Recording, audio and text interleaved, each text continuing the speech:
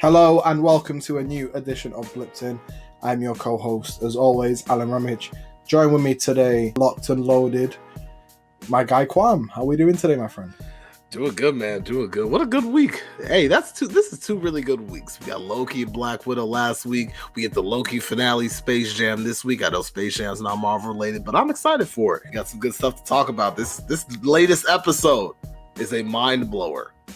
Listen, not Marvel related. However, I feel like everyone can get behind Space Jam, right? Right? How can you not? Like, even the old one, which wasn't great by any standard, apart from, the theme song and Charles Barkley, God bless him. That's where we found out the guy could act comedically very well. Right. Shout out to Inside the NBA. The one thing I will say about Space Jam, before we go back to Marvel, is Little Rel Howery and Ernie Johnson are the commentary team that none of us knew that we needed, but now that you've heard it once, you want to hear it every single time. I didn't realize how hilarious this brother was. Lil Rel's funny, man. I watched him in Uncle Drew. He was hilarious there. Yeah. But then in Get Out, he wasn't really a funny character. He was good, but he wasn't funny. I haven't watched any of his comedy shows, but the brother's just really funny, man. I'm excited for it, man. I'm excited. But listen, before you watch, Space Jam and you get on that hype train with me, Loki. It's ended. It has indeed. So the way we're doing this today, guys, is we're not going to bombard you with a breakdown, because I feel like the breakdown for this episode, there isn't really much per se to break down frame by frame. Yeah. Because it was a lot of conversation. It was based around the same thing, right? Which was this conversation, this dialogue. Well, it's not even a dialogue because there's 3 characters. But this conversation between Loki, Sylvie, and He Who Remains, who we'll get to very soon, because obviously, how can we not get to him? Yeah. But I thought it was a really, really good ending. Yes. It didn't need to be super actiony, because Loki's not that type of show. No. But at the same time, I loved the conversation that was going on between these guys and Gal. Even though Loki's gender fluid, so can be whatever the hell you want it to be. Correct. I loved it. Great. But before we break it down, we've done, out of 10 for every single series. Where do you have this one? Man, this had to be a 9 out of 10, man. This was as close to as perfect as I've seen thus far.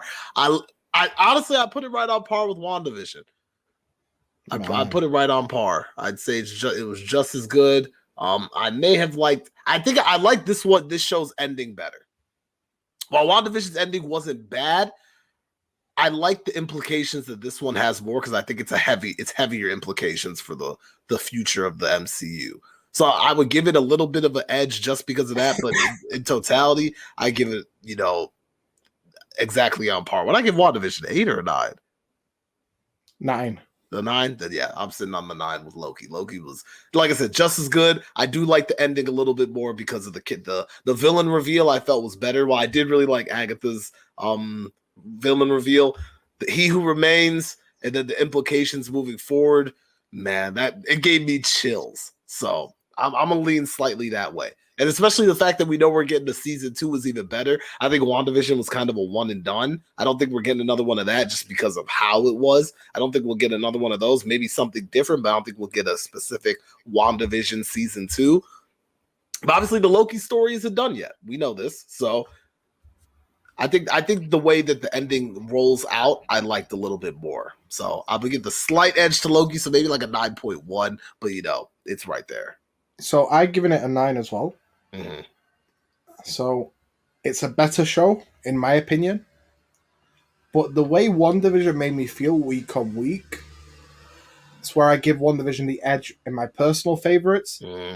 But I maintain Loki was the better show and had way more implications for the MCU going forward, not just for one particular side of the MCU like Wanda had for Doctor Strange, right? Yes. Because that's where Wanda led to. Loki has led to everything. Everything moving forward. Yeah.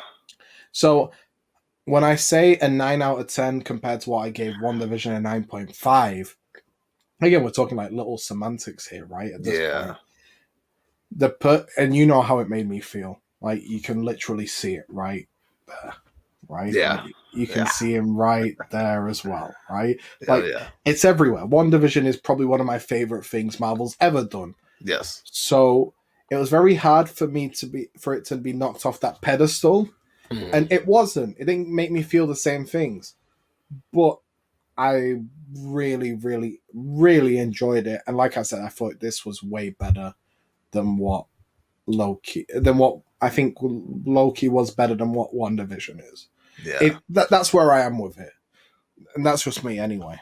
Yeah, maybe maybe the thing again that I think that also boosts Loki in my mind was simply that it's my own fault that I had wanted that damn Mephisto reveal. We're gonna get it. But see, I wanted like a Kang reveal, and I basically got it. I didn't quite get exactly Kang. Obviously, it's a variant of Kang, but like I got it. So I think I felt like that. You got that. Yes, You there got that. it is. Yes. Yes, Yeah. exactly. I got that. Whereas WandaVision, I was like, damn, I didn't get it. Shit. Like, waiting for all these cameos. We thought we were getting Reed. We thought this dude was actually Quicksilver. We thought we were getting Mephisto. We thought we were getting so much. I And they're just talked kind of like, myself nah. into Al Pacino being Mephisto. That's what I'm saying. That's what, like, I think not getting all the stuff I talked myself into, and then getting basically what I talked myself into for Loki, I was like, hey, that worked. So I don't know. That's just my little. To be fair, we did talk about how it was going to be either a Loki variant or Kang. Yeah. And now let's just dive into Kang, because obviously it wasn't Kang, right? Yes. It was He Who Remains. Correct. And He Who Remains was obviously played by Jonathan Majors. Phenomenal actor. Phenomenal. If you haven't watched Lovecraft County, I implore you, please go watch it. Yes. It is, and I can't believe it's got cancelled. Yeah. It makes no sense. It might be the best thing HBO's done since The I Wire. I thought it was a great show, and I thought it actually had a really good following. I'm shocked that they didn't renew it. Netflix, Apple TV, someone pick it up. Because am I mistaken, or the show creator just signed a multi-year deal with Apple, right? Apple TV, it just feels like, so Lovecraft County, if you haven't watched it, please go watch it. It's absolutely phenomenal storytelling. It's very sci-fi, but even if you don't like sci-fi, you'll still enjoy it, in my opinion. Mm-hmm. But if you don't like sci-fi and you're listening to an MCU pod, you're doing things wrong anyway, right? Like, that's where I am with it. That's true. But yeah, Jonathan Majors, phenomenal. Incredible. He Who Remains was a beautiful twist, because everyone, as soon as they saw him, I guarantee 95% of people went, that's Kang. Yeah. But the way he acted, I was like, this ain't Kang. It's not. This dude was not a ruthless psycho hell-bent on conquering. No, nothing like that. This dude was just an insane. So I texted you, insane fucker, but means well. Mm-hmm. Absolutely. Because you break down He Who Remains for us, because I think everyone's heard my rambling for the past 8 minutes enough. So for me, He Who Remains is obviously, he explains himself as somebody from the 30th century, correct? Who was a scientist. And during his research, he was able to find that universes were stacked on top of each other, multiverses. And at that same moment, as he discovered that all those universes were, stacked on top of each other, other versions of himself, variants, were all doing the exact same thing. Obviously, we've learned throughout this entire Loki series that variants, while they share a lot of similarities, they're not exactly the same person. We saw hundreds of Lokis that were not the same. Even though they go by the same name, they have similar backgrounds, they have different experiences and different things that made them unique. And that's the same thing that we got with He Who Remains in his variants. He explains that obviously, so it started off real cool, hey, nice shoes, nice nose, obviously, because they look similar and whatnot, and they're similar people. But then as time went on, he met some very evil versions of himself. Some that were hell-bent on conquering, many that were bent on conquering. Not all of them were so pure of heart as he states. With that, it basically starts a multiversal war where timelines are going against each other's timelines to in turn conquer them, so to speak. Yes. So He Who Remains was the one that, he's the benevolent one, so to speak, who was able to end the multiversal war and keep one main timeline, the timeline that we have all seen. And the TVA he created to prevent those branch timelines from happening. Because every time a branch timeline happens, another version of himself will be created. And you don't know whether that version is going to be good or bad. So the safest way, he's the good one. Let's keep it this way, and we'll only have one timeline. So just kind of diving in. I mean, we talked about this a little bit.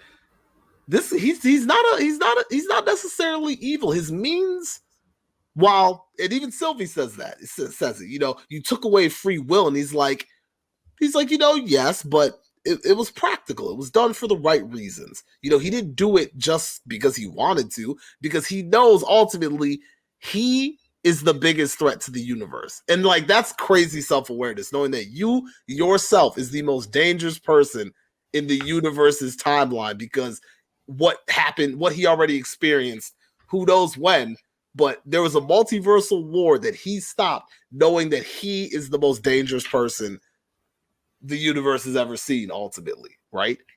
Imagine being that self-aware where you're like, you know what? I'm the worst thing that happened to the universe. I just need to like cut myself out of other like multiverses completely. Yeah. It's wild to me.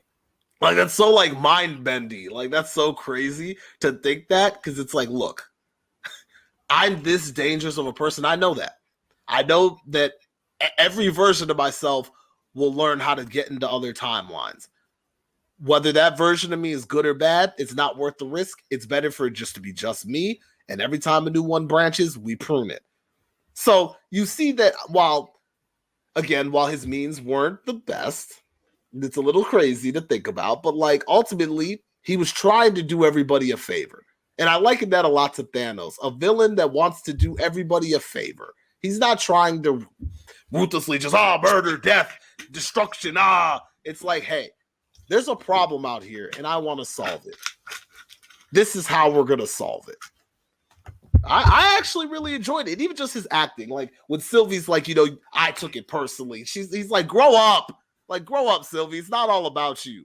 We've all done bad things. You're a murderer, a liar. We've all done bad things. What he says is what he's doing is practical. And I really love the part where he gives them the opportunity to essentially, they wanted free will so damn bad. Here's your chance for free will, right? He gives them an opportunity. He so-called passes the threshold, right? And he says, I don't know what comes next. So you guys can either kill me and the multiverse branches off and you guys forget about the TVA, and then all these alternate timelines spawn and more infinite versions of He Who Remains will come about. Or you guys can take over the TVA and you continue my work and keep myself from ultimately destroying the universe. Choice is yours. Which, in hindsight, Loki was on the correct side of wanting to happen, right? Yeah. Our Loki. Because whenever we say Loki, we have to, insinuate that we're talking about Tom Hiddleston, the main protagonist in Our Loki, yes. Our Loki. Mm-hmm. The only one. Yes. The Loki. The Loki. The Loki. Let's be real about it. It's only Loki that matters. Exactly. Apart from Sylvie. But she's Sylvie now. She's Sylvie now. Yeah, exactly. Yeah. Mm-hmm. Loki was on the right side of history here. He saw that, and I think him seeing what happened, even though he didn't live through it, but him seeing what happened with his mother, with Thanos, with how everything transpired, right? And obviously coming into contact with Thanos through the first Avengers film, right? The Battle of New York. Even though we didn't know it at the time, right? But obviously going back, we realized that it was Thanos who gave him the Mind Stone. So it's very... Loki saw this was an opportunity to keep a person like that away, whereas Sylvie hadn't lived through that, right? Yeah. because she'd obviously run away and she'd been in hiding, so she hadn't had that experience yet, right? Like that's the way I'm looking at it. So Right. that's why I think she was more likely to have killed He Who Remains, which she did ultimately. But holy shit, she made a mistake. Yeah. Like, oh god. I mean, to me, that was like, for me, I think Loki's struggle also roots himself is I don't think he trusts himself to make the right No. decision. And that's why he's like, I just want to take a moment to think about this. Because normally Loki's pretty quick-witted. He knows what to do all the time. This is probably the first time I saw Loki and he looked truly stumped. Am I right in saying Yes. that? He looked truly stumped as he didn't know what to do. Because on one side, you know, free will, it's kind of what they all wanted. But at the same time, he's like, we could truly unleash something even worse. And like, he even explains, he's like, I'm a liar. I know that. I'm a backstabber. Yes. I don't think this guy's lying to us. I'm pretty sure what he's telling us is the truth. Yes. And if that's the case, I mean, and like I said, he was like, and I even agree to your point. I didn't even think about that his life experiences beyond just him not trusting himself, him seeing how powerful people can be and how dangerous things can be, probably helps put a little fear in him and he's seen himself die. He's literally seen himself die. Sylvie's never experienced any of that, and she's just been on the run, and this has been her objective since she got taken out of her timeline. Since she got taken out of her timeline, her only goal has been to find the leader of the TVA and kill him. That's been her only objective.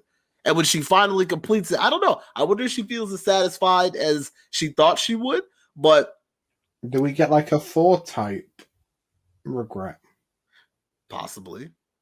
But I mean, to me, that was a Star-Lord level mistake right there. Star-Lord level.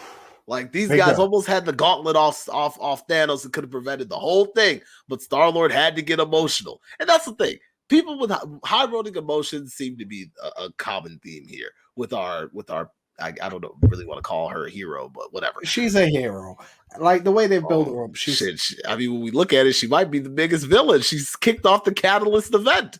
Yeah, but like Star-Lord then is the biggest villain in the Infinity Saga. Hey, but fortunately, Tony Stark and Doctor Strange and Captain America undid his biggest mistake. Hell.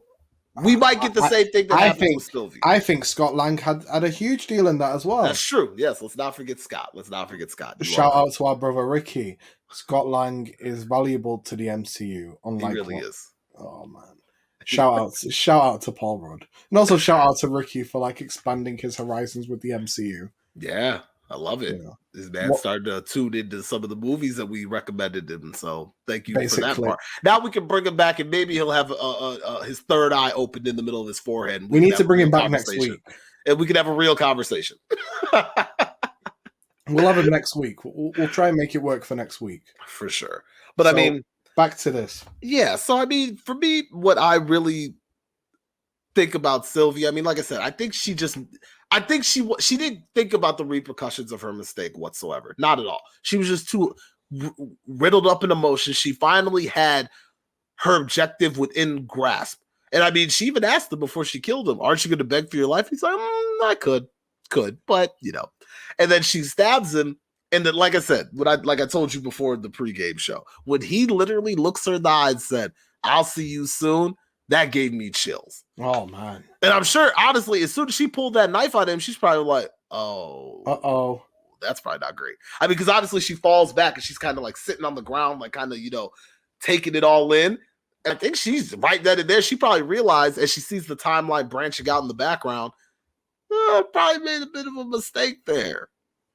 But I mean, what can you do now? We're at it. But I mean, I really want to talk about Kang quite a bit, or not Kang. I guess it's He Who Remains, but obviously a Kang variant. There's so many things about this guy that I kind of want to touch on. I kind of even want a couple opinions from you on this character. I mean, so obviously we talked about him being a benevolent villain and kind of like the similarities to Thanos in that regard.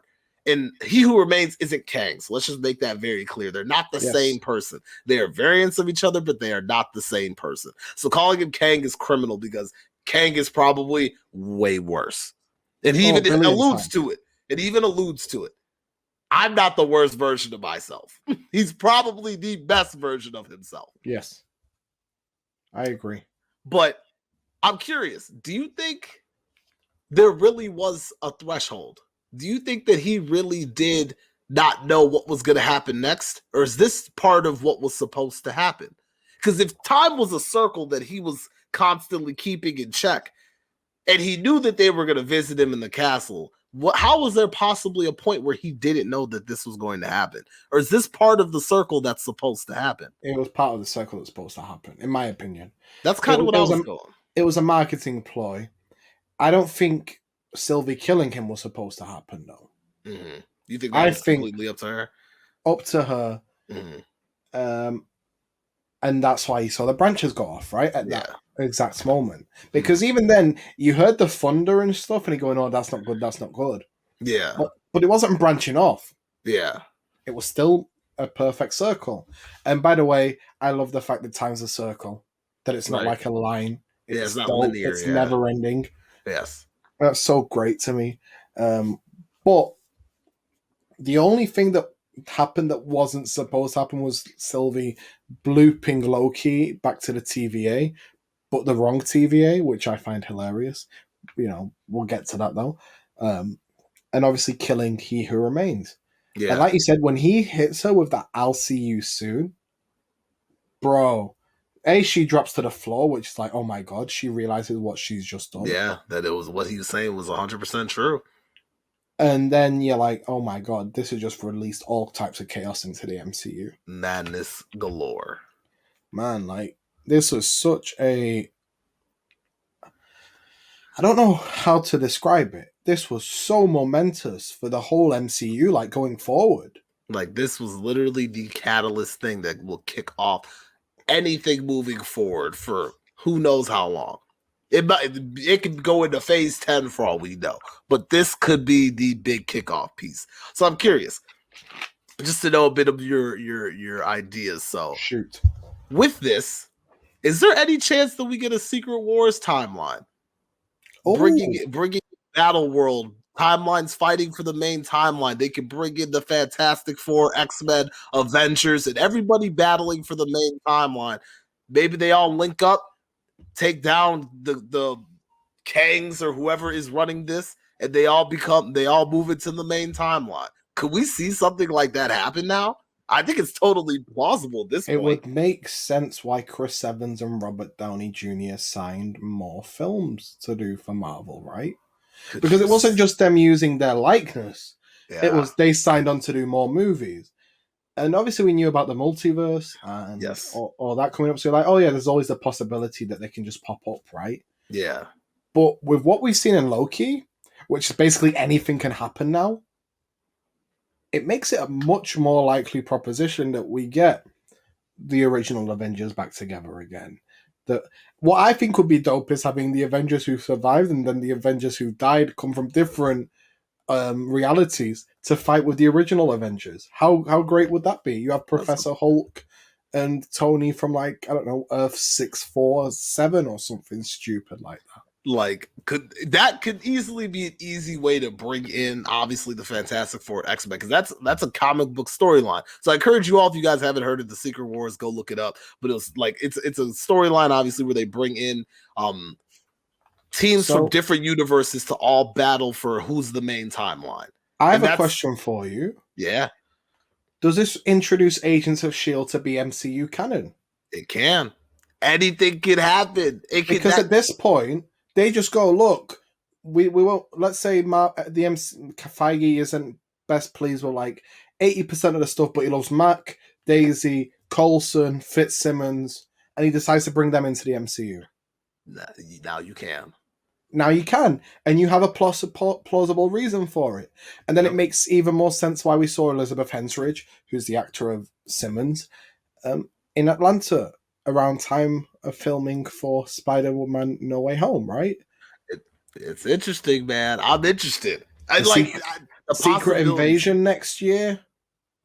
Tell you, there's a lot that can happen here. So I'd be interested. That'd be so dope if we got literally an Avengers Secret Wars movie. But that'd be so wild. But I feel like that's like a phase 6 thing, though. Right? It's a long way away. But I'm not ruling it out. You can see it. I'm not ruling it out. So one last thing that I kind of want to talk about He Who Remains, and then I'll kind of toss it back to you, and we can kind of even talk about the Lokis, or even more He Who Remains if you want. I'm curious. He kind of already revealed how to defeat himself by talking about he harnessed the power of Alioth and was able to take down all the other timelines using Alioth. And then obviously puts him in the void to help when things are pruned. They go to the void. Alioth destroys it, and that's how he was able to win the multiversal war. He basically gave them the blueprint to defeating him. But does anybody know how to contain Alioth? I think is that going to be part of it? I mean, obviously in the comics, Kang was never able to conquer all the timelines because of Alioth. Because every time when he got to a certain point, Alioth was there and he couldn't get past it. Can we see something similar here? Is that something that the Avengers, Fantastic Four, somewhat has to be able to harness that power to end this whole thing? I'm very curious to see if we do get another view of Alioth, just because he explains that's how he ended the war and was able to keep this one timeline. What happens when this infinite number of universes reopens up? How are they going to keep it under control? Because in every time there's a branch, another He Who Remains appears every single time. How do you tame it? We were talking about the Eternals earlier, right? Yeah. And how they are, how they matter to the rest of the MCU, because it's very cloudy at the moment as to how they sort of fit in at this point. It's going to be a dope movie. Please, guys, don't get me wrong when I'm saying that. I'm not saying it in the sense of I don't know how they'll fit in a bad way. Just I don't know how it will fit with the rest of the story at this point, right? Whether this will just be an origin story, whether this is just Marvel's way of trying to get an Oscar-nominated film, because God knows how they didn't get one for Infinity War or Endgame. It makes no sense. Craziness. Ragnarok. Ragnarok was absolutely the best film released in 2017. Without a doubt. But I digress. I think the Eternals could be one that could harness Alioth's power properly to stop Kang, right? I would say so, yeah. I mean, obviously Ant-Man's in with a shout of being able to harness Alioth, because the whole point of Kang being the main villain in Ant-Man is that seems like the logical conclusion of Kang. It could be. Unless you want to continue this further. But then, in my opinion, Ant-Man's the last movie of Phase 4, if I'm not mistaken. There's Fantastic Four as well. But they haven't announced a date for that yet. Mm-hmm. If Ant-Man's the end point of Phase 4, and you want to have a brand new villain, which is eventually leading to Mephisto, in my opinion anyway, that's going to be like the Thanos of like the next 10 years. Yes. So you need to have a logical conclusion within the next 2 years. I would say so. My prediction for Ant-Man anyway is that that's going to be a mini Avenger type movie to begin with. Just because you're facing Kang, and I think that's where it ties into the Secret Wars thing that you mentioned. I think it's very possible that when you see him jump through time with Kang, that you see these factions of, there's Tony from this timeline, there's Steve, there's Billy and Tommy all grown up for Wanda. Let's grab them and let's all band together through the quantum realm and defeat Kang once and for all of them. Yeah. That's where I could see it going as well. I agree.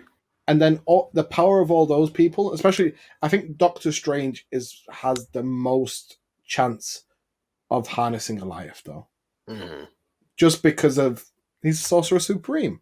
If anyone can harness that power, it's Doctor Strange, right? I don't think I'm mistaken there.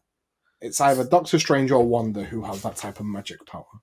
So, I mean, yeah, when you think about it and you go through everything that's supposed to be in Phase 4, you really realize that there's not quite... They haven't announced any sort of Avengers-esque movie. No. And if I remember, even when we were going through the Infinity Saga, they weren't just saying, like, hey, this is when the Avengers movie is coming out. They kind of didn't really say it until it was about to. Yeah. And so, like, even though we have all these movies, you could easily launch in an Avengers movie in there, and we would people lose their minds. Because if you can't reveal it now that there's going to be, Avengers, Secret Wars, or something like that. I'm not saying that that's going to happen, but Phase 4 has a ton of movies, and we've only seen one. Black Widow's the only. And it wasn't even really part of this. Yeah, it wasn't even really like Phase 4. Scene. Exactly. So we've gone through three of the TV shows. We're about to get our fourth, but we've only gone through one movie. And Phase 4 basically goes through Blade. We go all the way through Blade. Can't wait for that. So there's a lot of possibilities out there, and I'm sure. Obviously, it seems like they're using a bit more of just like standard movies to kind of combine multiple characters. Because before, we didn't really get a ton of cameos until Avengers movies started rolling up. But obviously, Captain America: Civil War that's an Avengers movie. I don't care what anybody says. That's an Avengers movie. I agree with you. That's completely. An Avengers movie. It had everybody in it. That's an Avengers movie. So maybe they'll go that style. Maybe we'll have a specific one. But I mean, there's so much to come and so many possibilities. But my biggest thing is I'm so curious, like you said, what's the role of these Eternals? Because introducing them feels weird compared to everything else going on. But obviously their power is great. But what's their power for? So maybe you're right there. Maybe you're right. Maybe they do have something to do with it. But there's many ways that you can. And are they even going to close the multiverse? Probably not. If I had to, they could do eventually, though. They could, but how do they keep more variants from coming? I mean, does the TVA become important all of a sudden? I'm curious as to that. Is that even an option anymore? But how do you stop all these variants of Kang from constantly being a threat? So I'm interested to see the conclusion of that ultimately, because, like I said, if you just get rid of one, another one's coming. Because as more divergence happen. So how do you end this once and for all? Or do you just have a main timeline where there's just that one Kang that's just being annoying? I'm interested to truly see. Because I mean, that's kind of how they did it in the comics. They started out with million Kangs. They had a whole council of Kangs. And they're like, all right, we got to tone it down. And then Kang Prime and two others basically kill all the other Kangs. So that there's only 4 Kangs, and they just kind of messed around. And I think I don't expect Marvel to, overdo it. Like we said, we don't expect them to really overdo this timeline thing. They'll see about 20 Kangs, though. Yeah.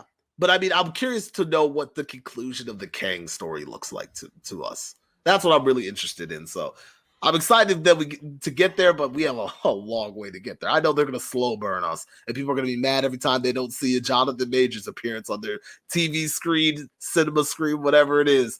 But hey. What did I tell you? What did I tell you before we started recording? We're not going to see Kang now until end credit scene of Doctor Strange. Yeah, which will probably right after that, I assume Loki season 2 was somewhere around there. So, I don't expect to see him again. We're not going to see him in Shang-Chi. We're not going to see him in the Eternals. We maybe get a glimpse of him in Spider-Man, maybe. We may get word of Kang in Spider-Man. I think we'll hear about him. Yes, I think we'll hear of him, but I don't think we'll get him. Like you said, I think we'll hear of him. I think people will start to understand what happened. Obviously, Doctor Strange will figure out what the hell happened here and how it happened. He'll be like that damn Loki again. And then obviously he'll figure out what it is, but we won't know so we don't even know what timeline that Kang is really from. We know it's the same one Loki's sitting in right now, as we saw at the end credit scene of episode 6. Kang seems to be the conqueror of that timeline that Loki's in. And by that point, we don't know how many timelines he has conquered. But at some point, he's going to jump in our main timeline, right? To try and come conquer it. We just don't know when. And it doesn't fit with Doctor... I know Doctor Strange is called the Multiverse of Madness, right? Mm-hmm. But the way I look at that is not that Kang is the main guy behind this all in Doctor Strange. I think the multiverse will just introduce aspects of villains that we haven't seen before, like Chthon, right? There could literally be a whole timeline where Chthon rules. And maybe that's where Billy and Tommy are. There could be so many things that could happen now.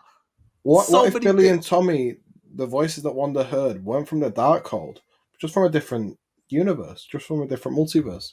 Exactly. It could be so much that happens. So that's where I get really excited that, like you said, but I don't feel that, I agree with you 100%. I don't feel that Kang's the villain of Doctor Strange.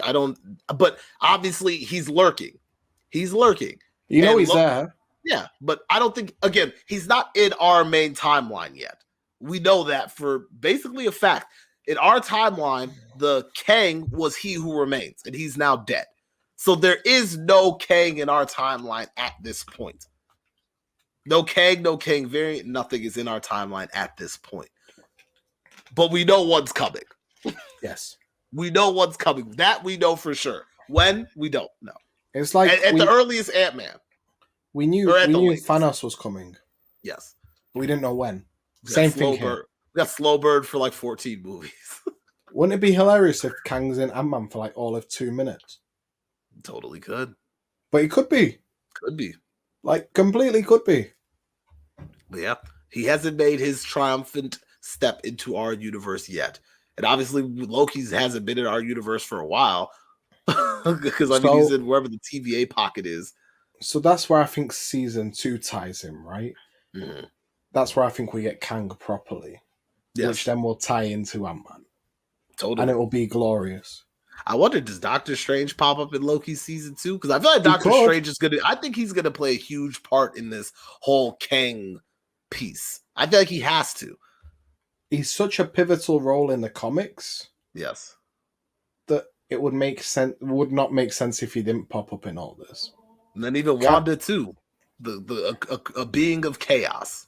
Oh man, I'm so excited. I can't wait to see her as the full Scarlet Witch. Like, I think that's going to be so awesome too. Which just, even again, hypes me up so much more for that Doctor Strange Multiverse of Madness. Because I'm getting to see Wanda with all her powers, all her true glory, really start going crazy out there. Man, this is going to be a wild, wild phase. And like I said at the start of the episode, this one wasn't going to be super long, but I feel like everything that we've touched on has been super, super important, right? I think every single point that we've hit. Yeah. Is there anything else you want to touch on? Not really. I mean, like I said, we touched on Kang, we touched on Loki and Sylvie, and obviously the kiss that they had was, there's just whatever to be. I think we touched on that mostly last week anyway. I felt the sexual tension. It is what it is. I don't think it's a big deal. Like, 2 different people. Again, and I think that was the biggest theme that this series could have done, besides obviously the catalyst of the Phase 4, the introduction of Sylvie and the TVA's existence. The biggest takeaway that you can, in my opinion, is literally not all variants are the same. No. While they may look the same, smell the same, talk whatever, they're not the same. Precisely. We saw all these Lokis that are not the same. Hell, there was an alligator. You know what I'm saying? So that's going to be huge moving forward. If Spider-Man really does have 3 Spider-Mans, we already know they're not the same. No, definitely. They're the same person, but they're not the same. And that's going to be the big thing in identifying Kangs and potentially other people that may enter the MCU or whatever.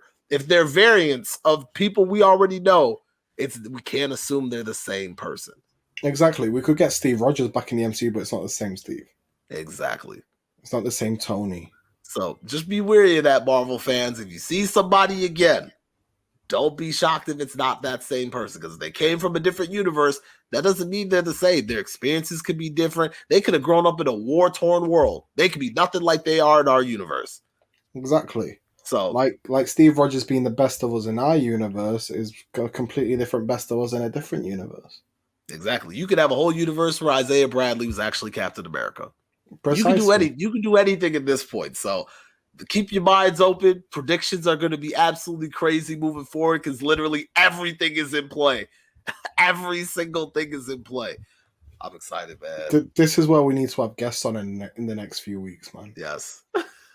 Good. Just to get their feelings as well. Got to start prying deep, see what they're thinking about, because it is, the implications for this next phase are just too great, and I can't wait. Like I said, and legit, we could talk an hour and a half with guests just about like free theories. Yeah, because at this point, like I said, anything is in play. Man, I'm so excited to drop this up, man. I can't wait, man. I can't wait. Another great episode. Series ending, and What If comes up next. We got that in a couple weeks, and then Shang-Chi about a month after that. And then we really get into the thick of things. I just we're need my almost Spider-Man there. trailer. We might need a whole episode for when a Spider-Man trailer Oh, drops. you're gonna talk about it for like 50 minutes, bro. We're gonna Real need talk. a whole episode when Spider-Man shows his face. I need it. Oh I man, need it. same.